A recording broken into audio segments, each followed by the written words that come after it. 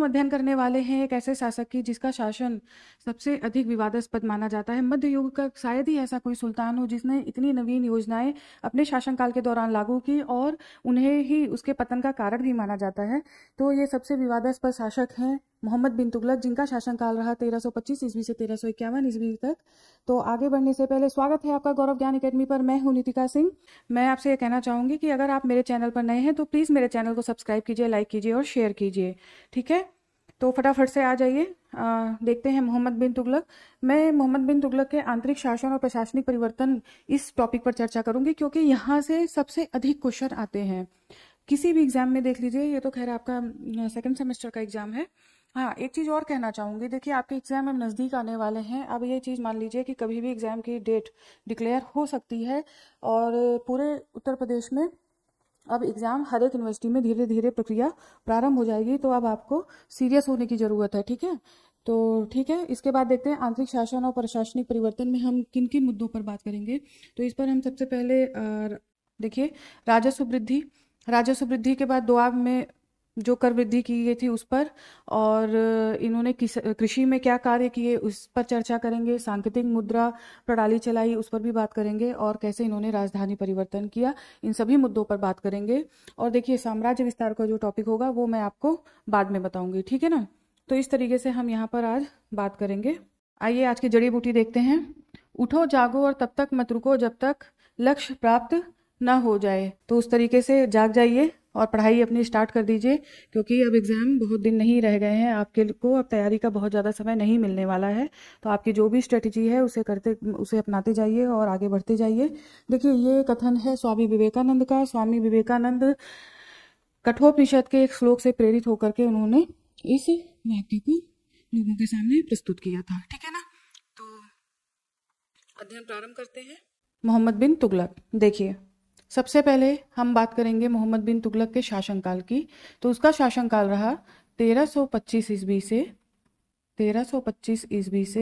1351 ईस्वी तक। ठीक है ना, 25 से 51 तक इसका शासनकाल रहा। करीब 26 साल का इसका शासनकाल रहा। काफ़ी लंबा समय इसने एज ए सुल्तान यहाँ पर काम किया। देखिए अब क्या होता है, मैंने आपको ग्यासुद्दीन तुगलक में बताया था कि किस तरीके से इतिहासकारों का मानना है कि चाहे षड्यंत्र के माध्यम से चाहे नेचुरली तरीके से किसी भी तरीके से उसके पिता की मृत्यु हो चुकी है, और अब वो अपने आप को अपने पिता की मृत्यु के 3-4 दिन के भीतर ही सुल्तान घोषित कर देता है। ठीक है, सुल्तान घोषित करने के पश्चात वो तुगलकाबाद में ही रहता है। तुगलकाबाद में इस वजह से रहता है कि शायद उसे ये डर होता है कि कहीं उसके विरुद्ध दिल्ली जाने पर विद्रोह न हो जाए। शायद इसी वजह से 30-40 दिन वो करीब तुगलकाबाद में रहता है। ठीक है, 40 दिन बाद जब वो दिल्ली जाता है तो वहाँ पर उसका भव्य स्वागत किया जाता है। वहाँ की प्रजा उसे बड़े खुशियों के साथ स्वीकार करती है, और शायद इसका कारण ये भी रहा होगा, या तो वो उनके पिता की मृत्यु को भूल चुकी थी, या फिर ऐसा कोई षड्यंत्र हुआ ही ना रहा हो। दोनों ही वजहें हो सकती हैं। इस पे इतिहासकारों के अलग अलग मत हैं। खैर, आज हम मोहम्मद बिन तुगलक पर चर्चा कर रहे हैं, तो हम इसी पर आगे बढ़ते हैं। तो देखिए क्या होता है, वो आता है दिल्ली आता है। दिल्ली आकर के जब सिंहासन धारण करता है तो वो अपनी जनता को और अमीरों को, सूबेदारों को खूब सारा धन वितरण करता है, खुले हाथ से धन का वितरण करता है, जिसकी वजह से भी हो सकता है कि उसके समर्थन में दिल्ली में उसका स्वागत किया गया। ठीक है, इस तरीके से वो काम करता है। और देखिए जो मोहम्मद बिन तुगलक व्यक्तित्व था ना, वो काफ़ी योग्य व्यक्तित्व था, क्योंकि उसे देखिए अरबी फारसी, मोहम्मद बिन तुगलक काफी योग्य था। उसे अरबी फारसी भाषा का ज्ञान था। अरबी फारसी भाषा का ज्ञान था। अरबी फारसी भाषा का ज्ञान था। इसके अलावा देखा जाए तो वो खगोल शास्त्र, ठीक है, खगोल शास्त्र, तर्क विज्ञान, गणित, दर्शन, चिकित्सा, विज्ञान आदि विषयों का जानकार था। ठीक है ना, ये आदि विषयों, इतने विषयों का वो जानकार था। तो इस तरीके से हम देख सकते हैं कि वो काफी योग्य व्यक्तित्व का शासक रहा है। और इसके शासनकाल में एक नहीं, दो नहीं, बल्कि तीन इतिहासकार इसके साथ में रहते हैं। देखिए 1333 ईस्वी में इब्न बतूता आता है दिल्ली, और उसके प्रभावित होकर, इब्न बतूता से प्रभावित होकर मोहम्मद बिन तुगलक ने उसे काजी के पद पर नियुक्त किया था। तो ठीक है, तो वो तीनों इतिहासकार हम यहाँ पर देख लेते हैं कौन कौन इनके दरबार में रहते हैं मोहम्मद बिन तुगलक के। तो देखिए इसामी, सेकंड है बर्नी, और थर्ड है इब्न बतूता। इब्न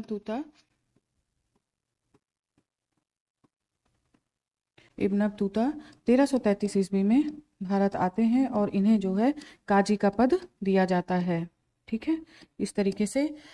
अच्छा देखिए, ये तीन योग्य विद्वान मोहम्मद बिन तुगलक के दरबार में रहते हैं, और अभी मैंने जैसे कहा कि ये सबसे विवादास्पद शासक माना जाता है, इसके कार्यों को सबसे विवादास्पद माना जाता है। क्यों? क्योंकि इन तीनों ही विद्वानों के कथनों में अंतर दिखाई देता है। उसने जो भी कार्य किए, बर्नी कोई बात कहते हैं, इसामी कोई बात, और इब्न बतूता की अलग बातें रहती हैं। और अभी हम देखेंगे ये किस तरीके से चीजें रहती हैं आगे। तो हम देखते हैं कि इस तरीके से इसामी, बर्नी और इब्न बतूता इसके दरबार को सुशोभित कर रहे होते हैं। और मोहम्मद बिन तुगलक ने, देखिए मोहम्मद बिन तुगलक ने एक बड़ा साम्राज्य अपने पिता के द्वारा प्राप्त किया था। जो मोहम्मद बिन तुगलक का साम्राज्य था वो करीब 23 प्रांतों में विभाजित था। तो इस तरीके से एक बड़ा साम्राज्य प्राप्त किया था। तो देखिए इसका जो साम्राज्य था वो 23 प्रांतों में विभाजित था। ठीक है, साम्राज्य जो है 23 प्रांतों में विभाजित था। ठीक है, और इसके साथ ही साथ उसने पदों पर विभिन्न लोगों को बैठाया, यानी कि उसने पदों पर जिन लोगों को भी बैठाया उसका आधार योग्यता ही था। उसने नस्ल और जाति के आधार पर कोई विभाजन नहीं किया। उसने योग्य लोगों को विभिन्न पदों पर आसीन किया था। तो ठीक है, योग्य व्यक्तियों का चयन उसके समय में इसकी प्रमुख अवधारणा थी। योग्य व्यक्तियों का चयन उसने किया था। ठीक है, योग्य व्यक्तियों को अपने शासन में उसने लिया था। तो इस तरीके से देखिए पृष्ठभूमि आप जान गए कि मोहम्मद बिन तुगलक की, उसका व्यक्तित्व कैसा था और उसकी पृष्ठभूमि क्या थी। इस तरीके से अब हम अपने अध्ययन की ओर आगे बढ़ते हैं। अब आंतरिक प्रशासन के अंतर्गत सबसे पहले हम देखेंगे कि उसने राजस्व के क्षेत्र में क्या कार्य किए। ठीक है ना, तो उसने राजस्व के क्षेत्र में क्या कार्य किए, इस पर हम बात करेंगे। तो देखिए मोहम्मद बिन तुगलक ने राजस्व व्यवस्था में सुधार करने के लिए अनेक कानून बनाए थे। ठीक है ना, राजस्व व्यवस्था पे उसने सबसे पहले ध्यान दिया, क्योंकि प्रशासन को चलाने के लिए सबसे ज़्यादा जो आवश्यक होता है वो होता है धन का। ठीक है ना, अब धन की प्राप्ति किस तरीके से की जाए, तो इन सब चीज़ों में सुल्तान लगा हुआ है, और इस क्रम में वो सबसे पहले राजस्व सुधार की बात करता है। अब देखिए राजस्व सुधार में उसने कई तरह के कानून बनाए। सबसे पहले उसने एक आय व्यय के विवरण का रजिस्टर बनवाया। ठीक है ना, आय व्यय के विवरण का एक रजिस्टर तैयार करवाया। ठीक है,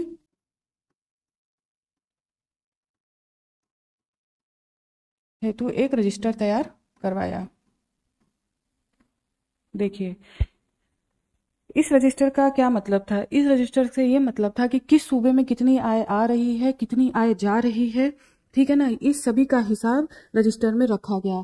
सभी अमीरों को या सूबेदारों को हिसाब देना जो है आवश्यक, ये कानून बनाया गया कि सभी अमीरों को हिसाब देना आवश्यक है। तो इस तरीके से, और इसका एक उद्देश्य ये भी था कि कोई भी गांव लगान से मुक्त न रह जाए। गांव, कोई भी सूबा या गांव लगान से मुक्त न रह जाए। ठीक है ना, लगान से मुक्त नहीं होना चाहिए। ठीक है, इसका एक उद्देश्य ये भी था, लगान से मुक्त नहीं होना चाहिए, मुक्त नहीं रहना चाहिए।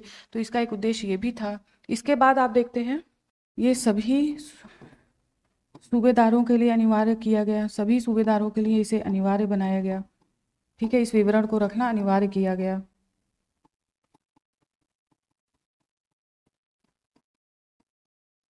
देखिए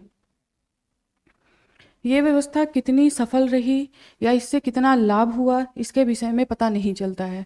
तो राजस्व सुधार में उसे कितनी हानि हुई या लाभ हुआ, इसके विषय में कुछ पता नहीं चलता है।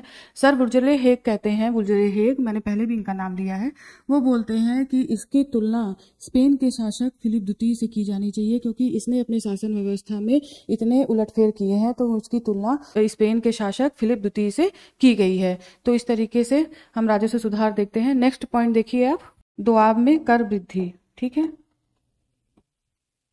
दोआब में कर वृद्धि।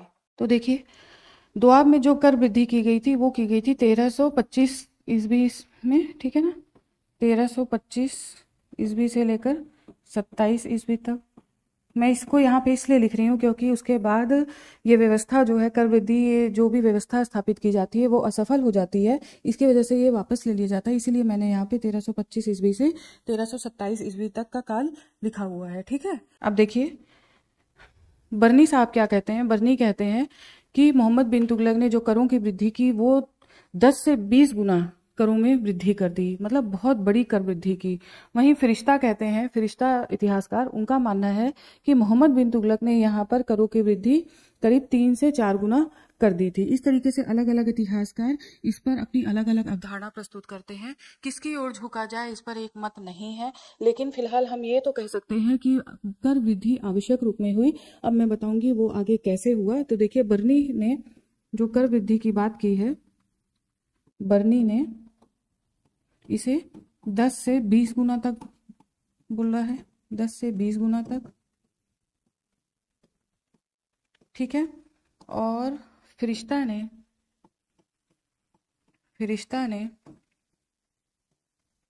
इसे 3 से 4 गुना तक, ठीक है, 4 गुना तक कहा। देखिए बहुत सारे इतिहासकारों ने इसमें बहुत बातें करी हैं, तो इतना आपके लिए आवश्यक नहीं है। इस पे गार्डनर ब्राउन ने भी बोला है, फिर प्रोफेसर हबीबुल्ला ने भी बोला है, कई इतिहासकारों ने इस पर बात की है, तो इतना आपको जानने की जरूरत नहीं है। यहाँ पर हम देखते हैं कि बर्नी ने ये बात कही और फरिश्ता ने ये बात कही, तो इससे हम आवश्यक रूप से ये जान सकते हैं कि दोआब में कर वृद्धि की गई और वो कर वृद्धि काफी ज्यादा रही होगी, इतनी कम भी नहीं थी, क्योंकि कई विद्रोह उत्पन्न हुए, विद्रोह कई सारे उत्पन्न हुए थे। आप देख लीजिए इसके कारण, वृद्धि के कारण कई सारे विद्रोह उत्पन्न हुए, और विद्रोह का कारण थे, देख लिए विद्रोह का कारण थे, एक तो इतनी कर वृद्धि हुई थी, दूसरा ये बताया जाता है कि जो सेना से सैनिक निकाले गए उन्होंने कृषि कार्य नहीं किया था। ठीक है ना, तो सैनिकों, जो सेना से निकाले गए सैनिक थे, सेना से निकाले गए सैनिक, निकाले गए सैनिक, ठीक है, इन्होंने कृषि कार्य नहीं किया, इनके द्वारा कृषि कार्य नहीं किया गया। ठीक है, देखिए ये आपको नोट्स जो है टेलीग्राम पर मिल जाएंगे, टेलीग्राम चैनल पर, तो वहाँ जा कर के ज्वाइन कर लीजिएगा और वहाँ से देख लीजिएगा। तो सेना से निकाले गए सैनिक, उन्होंने कृषि कार्य नहीं किया। इसके अलावा कहा जाता है कि अकाल पड़ गया। देखिए कभी कभी कुछ लोग ऐसे होते हैं, या हमने आपके बीच में भी कई साल या कई बार हमारे साथ भी ऐसी चीजें होती हैं, कोई भी काम करने चलते हैं तो उसमें असफलता मिल जाती है। वही मैंने महसूस किया बर्नी को पढ़ते, सॉरी मोहम्मद बिन तुगलक को पढ़ते हुए, क्योंकि मोहम्मद बिन तुगलक के जितने ये 5, अभी जो हमने आंतरिक प्रशासन इसका पढ़ेंगे, इसमें उसने 5 योजनाएं लागू की और वो 5 की 5 योजनाओं में असफल सिद्ध हो गया। तो इस तरीके से हम देखते हैं कि कुछ लोग या तो वो समय से बहुत आगे होते हैं, और मोहम्मद बिन तुगलक के बारे में ये बताया जाता है कि ये सुल्तान समय से बहुत आगे था, इसकी सोच बहुत आगे थी, जिसे कि दिल्ली की प्रजा समझ नहीं सकी, इनकी प्रजा इस बात को समझ नहीं सकी और इसकी सारी योजनाएं असफल होती चली गई। तो इस तरीके से देखिए इसके साथ यही सारी चीजें हो रही हैं, मुझे तो बिल्कुल ऐसा ही महसूस हो रहा है। तो आप देखिए सेना से निकाले गए सैनिक जिन्होंने कृषि कार्य नहीं किया, फिर अकाल या सूखा पड़ गया, ठीक है ना, अकाल या सूखा पड़ा, तो इसकी वजह से, तो देखिए अकाल और सूखा पड़ने की वजह से क्या हुआ, जो किसान थे उन्होंने भी चोरी डकैती का पेशा अपना लिया। क्या करते बेचारे, अकाल पकड़ चुका था, अपने परिवार का पालन कैसे करते, तो उन्होंने चोरी डकैती का काम करना शुरू कर दिया था। इसके अलावा ये जो दोआब में कर वृद्धि की गई थी, वो बहुत, उसका जो दोहन किया गया, यानी कि उसे जो वसूला गया वो बहुत कठोर रूप से, ठीक है ना, बहुत कठोरतापूर्वक करों को वसूला जा रहा था, जिसकी वजह से ये सारे विद्रोह हम देखते हैं। अच्छा अब देखिए इन विद्रोहों के कारण सुल्तान ने इन विद्रोहों को, जैसे कहते हैं ना गाजर मूली की तरह काट देना, तो गाजर मूली की तरह सुल्तान ने यहाँ पर किसानों के साथ व्यवहार किया, जो कि देखिए इसके लिए कितना घातक सिद्ध होता है। चूंकि आप ये चीज नहीं समझ पा रहे हैं कि अगर अकाल पड़ा है, क्योंकि इस पे भी एक मत नहीं है, ठीक है ना, या इसके अलावा देखिए दोआब में जैसे कर वृद्धि उन्होंने की, तो केवल कृषि उपज पर कर नहीं बढ़ाया था, बल्कि उन्होंने मकान कर ठीक है ना, और चारागाह कर भी बढ़ाया था। ये भी बताया जाता है कि मकान कर और चारागाह कर भी बढ़ाया गया था। तो इस वजह से क्या था, इतने सारे कर बढ़ चुके थे, तो अब प्रजा परेशान हो चुकी थी कि इतने और कठोर लगान अधिकारियों के द्वारा कठोरता पूर्वक करों को वसूला भी जा रहा था। तो इस तरीके से विद्रोह हुए, और उस विद्रोह को क्यों हो रहे थे, सुल्तान ने इस बात को बगैर समझे उन्हें कठोरता पूर्वक दबाया। कहीं ना कहीं इस चीज में उसको हानि हुई। हालांकि बाद में उसने किसानों को आर्थिक सहायता भी थी, बाद में उसने किसानों को आर्थिक सहायता भी दी, लेकिन अब ये सहायता बहुत लेट हो चुकी थी। किसानों को आर्थिक सहायता भी दी बाद में, लेकिन ठीक है ना, जब ये सारी चीजें हो गई तब आर्थिक सहायता मिली। जैसे कि सिंचाई के लिए, ठीक है ना, सिंचाई के लिए नहरों का विकास हुआ था, और बीज, खाद, बैल, ये सारी चीजें सुल्तान के द्वारा किसानों तक पहुंचाई गई। लेकिन ये चीजें, जो ये कार्य हुआ, ये बहुत लेट हुआ, ठीक है, बहुत अंतिम समय में जाकर के हुआ, जिसकी वजह से ये व्यवस्था असफल हो गई। तो ये कार्य जो है बहुत अंतिम समय में जाकर के हुआ, इसलिए ये व्यवस्था भी असफल हो गई। तो असफल हो गई। इस तरीके से सुल्तान का दूसरा कार्य, यानी कि दुआ में कर वृद्धि जो उसने कार्य किया था, वो भी असफल सिद्ध हो गई। नेक्स्ट देखिए आप, कृषि की उन्नति का प्रयत्न।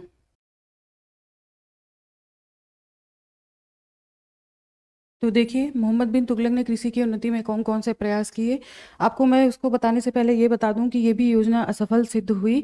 तो मैंने अभी बताया कि किस तरीके से मोहम्मद बिन तुगलक जिस भी कार्य को प्रारंभ कर रहे हैं वो असफलता की तरफ उन्हें लेके जा रहा है। तो देखिए, कृषि की उन्नति के लिए अच्छा काम बहुत अच्छे थे। देखिए देखिए एक नवीन विभाग की स्थापना की, एक नवीन विभाग की स्थापना की गई, कृषि विभाग, ठीक है, नवीन विभाग की स्थापना की गई, जिसका नाम था दीवान ए अमीर कोही, ठीक है, दीवान ए अमीर कोही, दीवान ए अमीर कोही नामक विभाग की स्थापना की गई, और इस पर एक मंत्री की नियुक्ति भी की गई, जिसका नाम था अमीर कोही, ठीक है, एक पद नियुक्त बनाया गया जिसका नाम था अमीर कोही। तो इस तरीके से एक विभाग की स्थापना की गई। इसका काम था कृषि व्यवस्था में जो भी प्रॉब्लम्स आ रही हैं, जो भी किसानों को जरूरत है, उस सब की देखभाल करना। तो सारी कृषि की जरूरतों को पूरा करने के लिए इस विभाग की स्थापना की गई, ठीक है। अब देखिए, दूसरा काम जो किया गया कृषि की उन्नति के लिए, वो राज्य के द्वारा सीधी आर्थिक सहायता दी गई, ठीक है ना, सीधी आर्थिक सहायता दी गई, जिसका उद्देश्य था सीधी आर्थिक सहायता, जिसका उद्देश्य था कृषि भूमि में विस्तार, ठीक है, जिसका उद्देश्य था कृषि भूमि में विस्तार।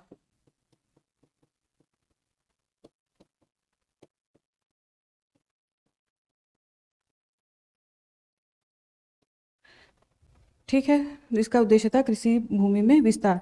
देखिए, ये पहली बार हुआ कि राज्य के द्वारा सीधे किसानों को सहायता दे करके कृषि भूमि में कार्य किया जा रहा है, उस पर विस्तार किया जा रहा है, उपज को बढ़ावा दिया जा रहा है। ये पहली बार हुआ।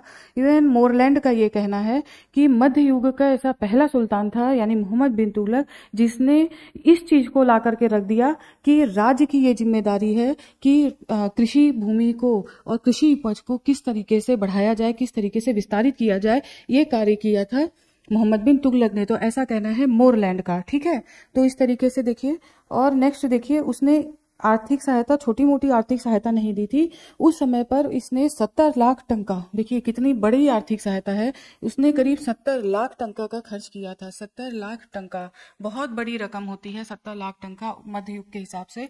तो 70 लाख टंके का खर्च मोहम्मद बिन तुगलक ने किया था, क्योंकि एक राजकीय भूमि बहुत बड़ी, जैसे आज के टाइम पे फार्म हाउस समझ लीजिए, तो इस तरीके से एक राजकीय भूमि को डेवलप करके, कृषि उपज को बढ़ावा देने का प्रयास किया गया। तो एक राजकीय भूमि की, जिस पर किसानों को प्रेरित किया गया था कि वो आकर के खेती करें। तो इस तरीके से इतना कार्य उसने किया, लेकिन ये व्यवस्था भी असफल हो गई। क्योंकि क्योंकि यहाँ पर एक तो जो साम्राज्य विस्तार था वो लगातार हम देख रहे हैं, तो उसकी वजह से क्या हुआ, सुल्तान को इतना ज़्यादा समय नहीं मिल सका कि इसमें जो खामियां थी उसे परिवर्तित किया जाए या उसे सुधारा जाए। तो वो काम यहाँ पे सुल्तान नहीं कर सका। इसके अलावा उसकी इस जो आर्थिक सहायता थी उसकी इस काम को कोई किसान समझ नहीं सके, ठीक है ना। तो असफल क्यों हुआ ये भी हम देख लेते हैं, असफल क्यों हुआ ये, ठीक है। तो किसानों के द्वारा पहली बात समझा नहीं गया, किसानों ने इसकी योजना को नहीं समझा, ठीक है, एक चीज ये हो गया। दूसरा हम देखते हैं इसके जो अधिकारी होते हैं वो काफी भ्रष्ट हो जाते हैं, और अधिकारी भ्रष्ट, ठीक है, और उनमें एक उदासीनता की भावना रहती है और वो इस कार्य में आगे नहीं बढ़ते हैं।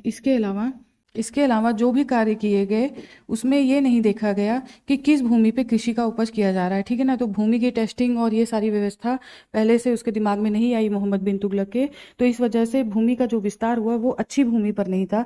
तो भूमि विस्तार जो है वो इस मामले में भी असफल। तो देखिए ये सब कुछ वजहें हैं जिसकी वजह से असफल हो जाते हैं मोहम्मद बिन तुगलक इस क्षेत्र में भी, ठीक है। नेक्स्ट देखिए आप राजधानी परिवर्तन। तो राजधानी परिवर्तन का देखिए जो समय रहा वो रहा 1326 से 1327 ईस्वी तक, ठीक है। और राजधानी का कार्य जो किया गया वो किया दिल्ली से, जो राजधानी परिवर्तन हुआ वो हुआ दिल्ली से दौलताबाद, ठीक है ना। और ये दौलताबाद क्या है, देखिए दौलताबाद किया गया, तो दौलताबाद ही देवगिरी, ठीक है ना,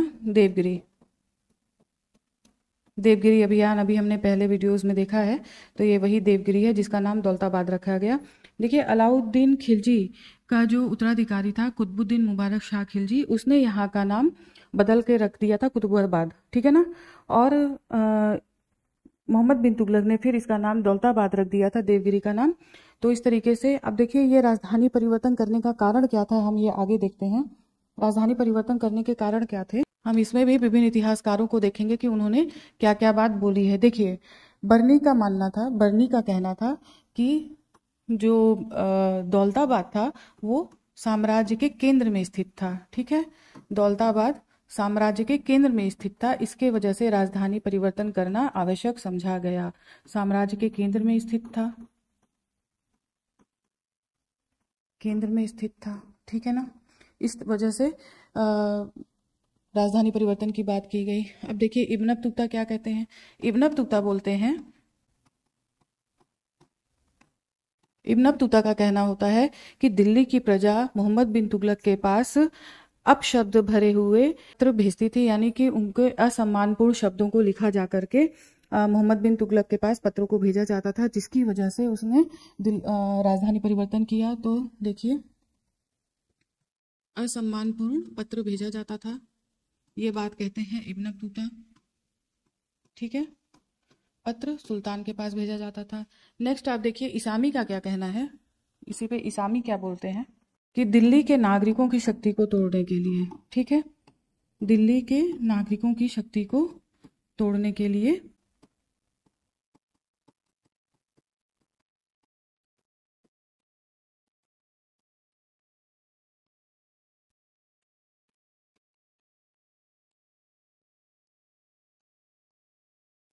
राजधानी का परिवर्तन किया गया।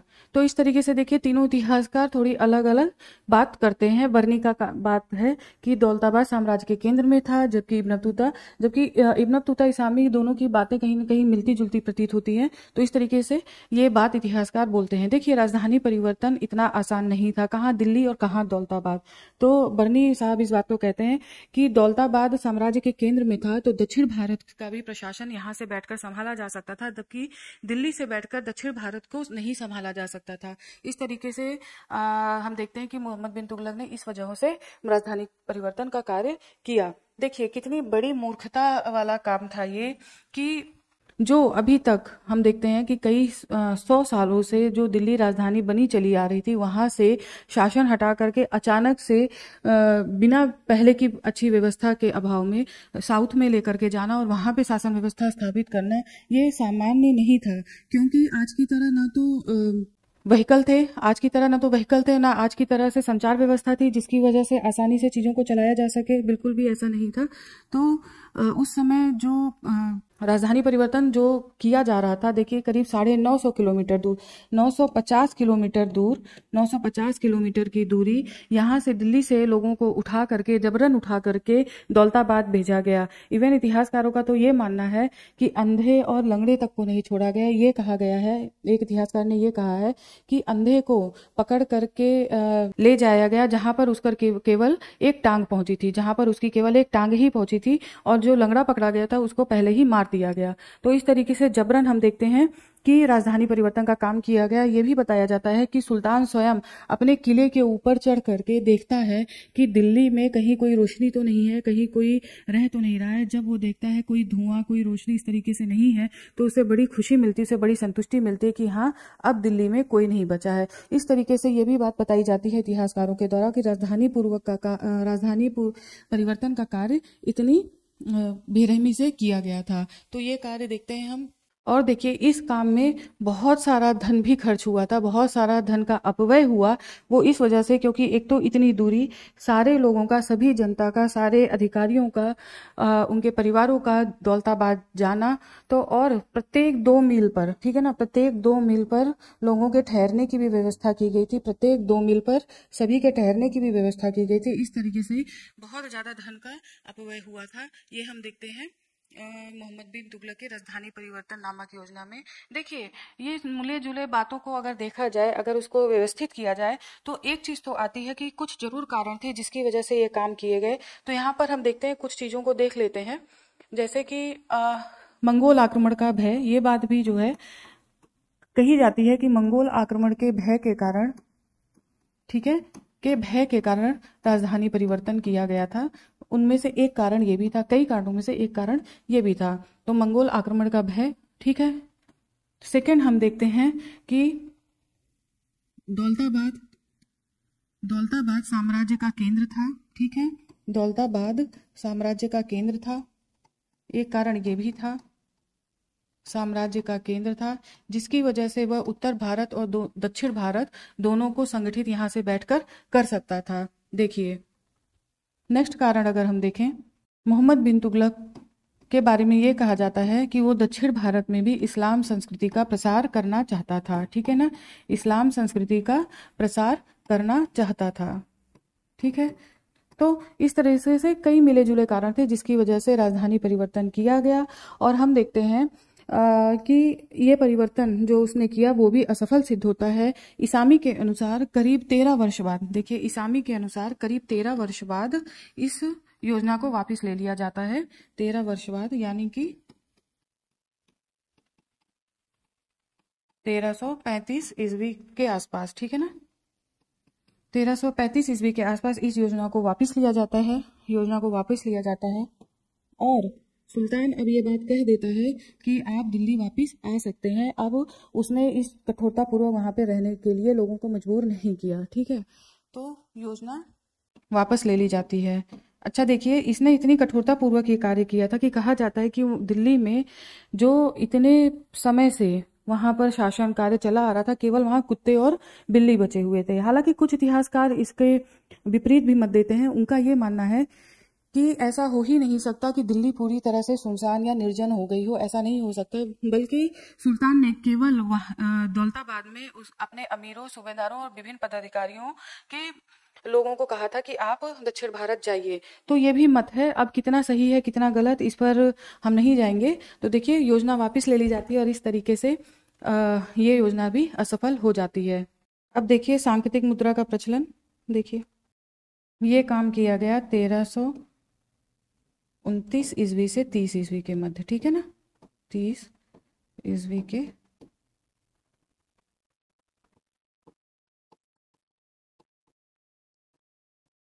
देखिए सांकेतिक मुद्रा का प्रचलन से क्या आशय था, आपको ये भी नहीं समझ में आ रहा होगा कि इसका मतलब क्या था।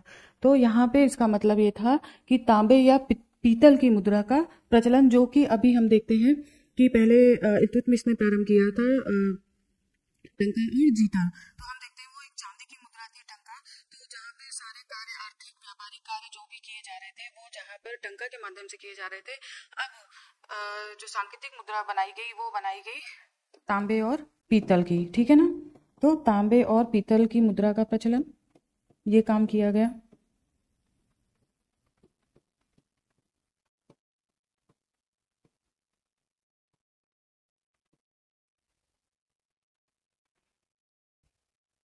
देखिए, ऐसा नहीं है कि उसने केवल सांकेतिक मुद्रा यानी कि तांबे और जीतल का ही प्रचलन किया, ऐसा नहीं है। उसने विभिन्न प्रकार के सिक्के चलाए थे अपने समय में और बड़े सुंदर सिक्के चलाए थे।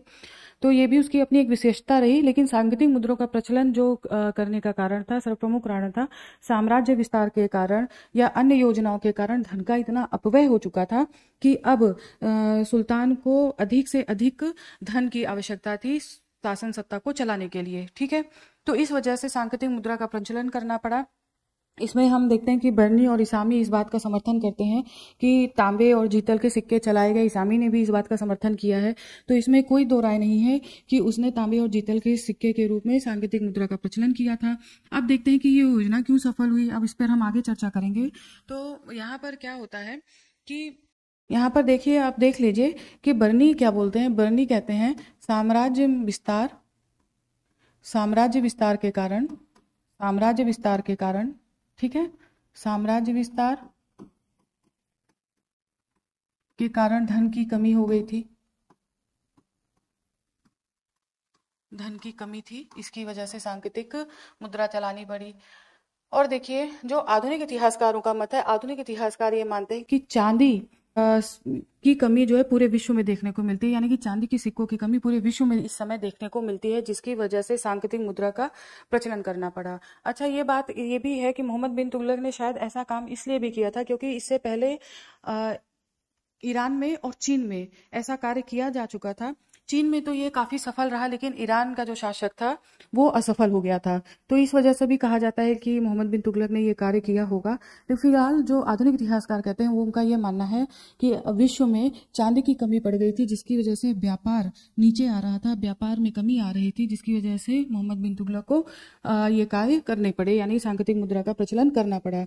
अब देखिए, एक काम ये भी हुआ, ये बात थोड़ा सा इसका समर्थन इसलिए भी मिलता है क्योंकि ये बात कही जाती है कि पुरानी मुद्रा नई मुद्रा को बाहर कर देती है। ठीक है, जब इन सिक्कों को चलाया गया तो लोगों के द्वारा, जो प्रजा के थी, उनके द्वारा क्या काम किया गया, चांदी के सिक्कों को एकत्र करके उसे रखा गया। ठीक है, चांदी के सिक्के वो अपने घरों में छुपाने लग गए, उसे अपने लिए रखने लग गए। तो इस तरीके से ये बात जो कही जाती है कि नई मुद्रा को पुरानी मुद्रा बाहर कर देती है, तो यहाँ पर ये कथन सही प्रतीत होता है। तो इस तरीके से जो व्यापार भी हो रहा था, जो व्यापारी थे वो चांदी की मुद्रा लेकर के ही, यानी कि जीतल के टंका और जीतल के माध्यम जो पहले से चला आ रहा था, उन्हीं से व्यापार करना चाह रहे थे। ये जो नए सांकेतिक मुद्रा थी, इससे वो व्यापार नहीं करना चाह रहे थे। और जब कहा जाता है कि जब मोहम्मद बिन तुगलक ने इस योजना को वापस लिया था ना, तो उसने उसके एवज में, जितने लोगों ने जिस तरीके से धन वापस किया, उसके एवज में उन्हें टंका दिया गया था। तो इस तरीके से बहुत बड़ी हानि थी ये शासन सत्ता के लिए, क्योंकि कहा जाता है कि जो टकसाल थे उनके सामने इसके सांकेतिक मुद्राओं के ढेर लग गए थे। तो इस तरीके से ये सारे काम होते हैं। और हम देखिए, एक असफलता का कारण इसका ये भी था, पहले यहाँ पे मैं लिख देती हूँ कि असफलता के कारण कौन कौन से थे।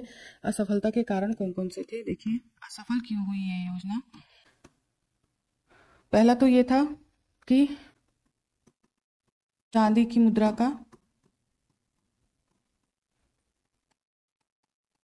को प्रोत्साहन अभी भी दिया जा रहा था। ठीक है, व्यापार के कारण प्रोत्साहन अभी भी दिया जा रहा था। ठीक है, नेक्स्ट देखते हैं। ये कहा जाता है कि नकली मुद्रा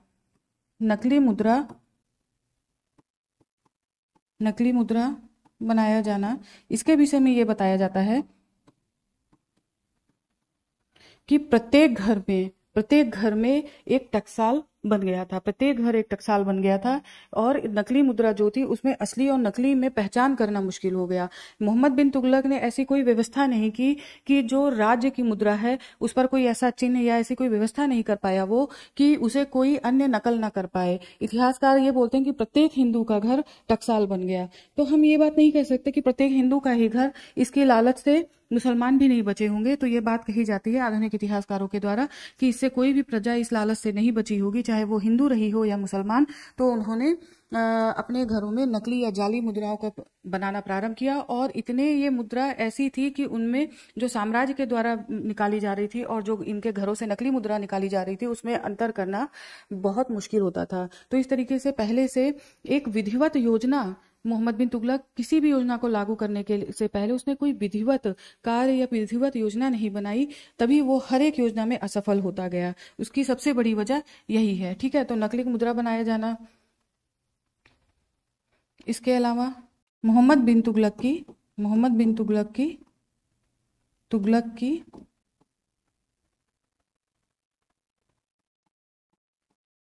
व्यवहारिकता यहाँ पर नहीं दिखती है। ठीक है, इस तरीके से व्यवहारिकता यहाँ पर बिल्कुल भी नहीं दिखती है। तुगलक के लिए ये बात कही जाती है कि वो एक दूरदर्शी सुल्तान नहीं था, वो केवल प्रेजेंट में जीता था और वहीं पर योजना बनाकर उसको तुरंत लागू कर देता था। वो इसके प्रोज एंड कॉन्स नहीं देखता था कि इससे कौन सी लाभ और कौन सी हानि हो सकती है, या इसके एवज में कितने विद्रोह हो सकते हैं, या लोगों की क्या प्रतिक्रिया हो सकती है, इसके बारे में वो विस्तृत अध्ययन नहीं करता था।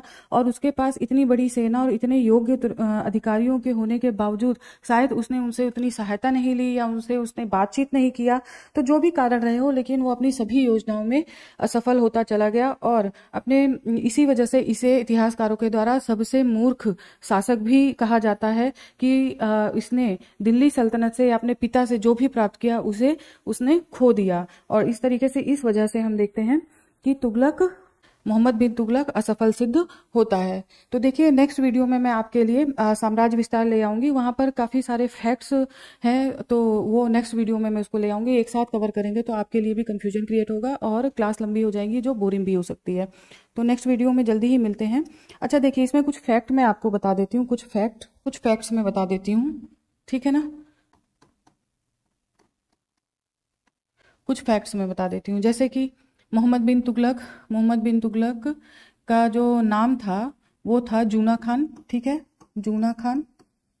ठीक है, और इसको उपाधि मिली थी इसके पिता के द्वारा उलुग खान की। ठीक है, शासक के तौर में इसने शासन किया 1325 ईस्वी से 51 ईस्वी तक। एक फैक्ट। नेक्स्ट देखिए, जो मैंने पांचों आपको चीज़ें बताई हैं, जो अभी इसके पांचों जो आंतरिक शासन के कार्य इसके बताए हैं, उसमें मैंने डेट मेंशन कर दिया है। हालांकि वो पूछा नहीं जाएगा, फिर भी उसको आप आंसर राइटिंग में जरूर लिखिएगा। तो इस तरीके से नेक्स्ट फैक्ट देख लीजिए। देखिए, 1333 ईस्वी में, ठीक है, इब्न बतूता आया था और उसे काजी का पद दिया गया था। ठीक है, एक ये हो गया। नेक्स्ट देखिए, उसके समय में टोटल 34 विद्रोह हुए थे। मोहम्मद बिन तुगलक के समय में 34 विद्रोह हुए थे, जिसमें से 27 विद्रोह दक्षिण भारत में हुए थे। ठीक है ना, 27 विद्रोह दक्षिण, कभी कभी ये संख्या भी पूछ लेता है, तो 27 विद्रोह दक्षिण में हुए थे। ठीक है, नेक्स्ट देखिए, इसने आय व्यय का रजिस्टर तैयार किया था। ये सारे फैक्ट्स हैं मोहम्मद बिन तुगलक से संबंधित। ठीक है, आय व्यय का रजिस्टर तैयार किया था, और इसके बाद आप देखिए, हिंदू त्योहारों विशेषता होली पर, ठीक है ना, हिंदू त्योहार विशेषता होली पर भाग लेने वाला ये प्रथम सुल्तान था। ठीक है, त्योहार विशेषता होली पर भाग लेने वाला ये पहला सुल्तान था। होली पर भाग लेने वाला ये पहला सुल्तान था। तो इस तरीके से